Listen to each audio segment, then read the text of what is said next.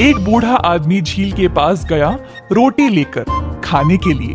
अचानक से पानी में से एक कुत्ता कूद निकला और रोटी छीनकर भागने लगा।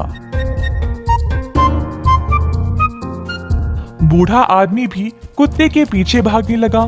कुत्ता एक द्वार के अंदर घुस गया और बूढ़ा आदमी भी उसके पीछे पीछे। उसने अपने आप को कुछ सीढ़ियों के पास पाया और नीचे उतरने लगा। अचानक से वह एक शानदार महल के अंदर पहुंच गया। अंदर था एक बड़ा सा मेज जो 12 लोगों के लिए तैयार किया गया था। आदमी एक बड़े से चित्र के पीछे छिप गया, ये देखने के लिए कि वहां क्या होने वाला था। कुछ देर बाद आदमी ने देखा कि वहां पर आए 12 चील। ये देखकर वह डर गया। सारे चील उड़कर फव्वारे में भीग गए और अचानक से सब 12 सुंदर आदमियों में बदल गए। सब लोग मेज पर आकर बैठ गए और हर एक ने मदिरा का प्याला लिया और कहा, मेरे पिता जिए हजारों साल, मेरी माँ जिए हजारों साल। इसी तरह हर एक ने किसी का नाम लिया।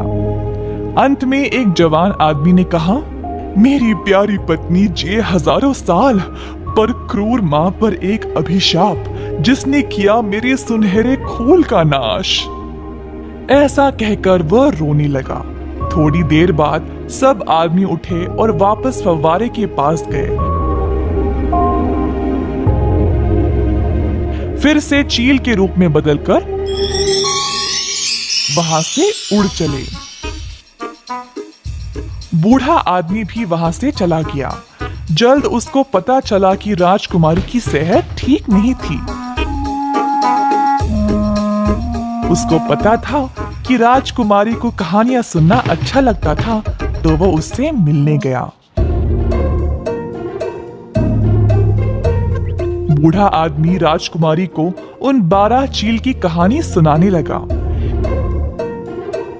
ये सुनकर राजकुमारी ने तुरंत बूढ़े से पूछा कि क्या वो उसको उस महल तक ले जा सकता है।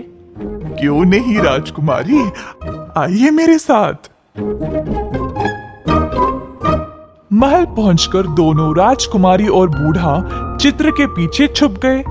फिर से आए 12 चील और आदमियों के रूप में बदल गए।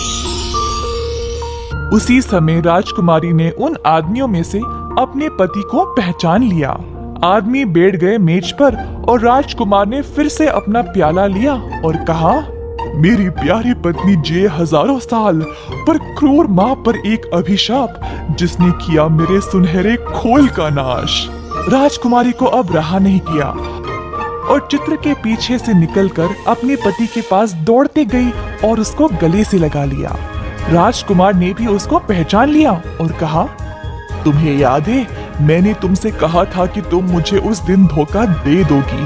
देखा, मैंने सच बोला था। पर अब बुरे दिन खत्म होने को आए हैं। सुनो मेरी बात, मुझ पे जो जादू हुआ है उसका असर और 3 महीनों तक रहेगा। क्या तुम तब तक मेरे साथ यहीं पे रहोगी?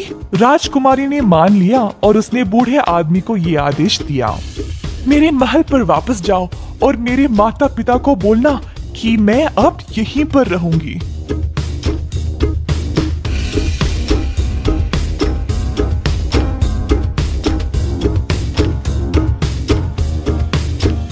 बूढ़े आदमी की बात सुनने के बाद महाराजा और महारानी गुस्से में आ गए। पर 3 महीने समाप्त होने के बाद राजकुमार अब चील नहीं रहा और वापस पूर्ण रूप से मनुष्य बन गया। दोनों घर वापस लौट गए और एक दूसरे के साथ बिना कोई परेशानी के खुशी से रहने लगे।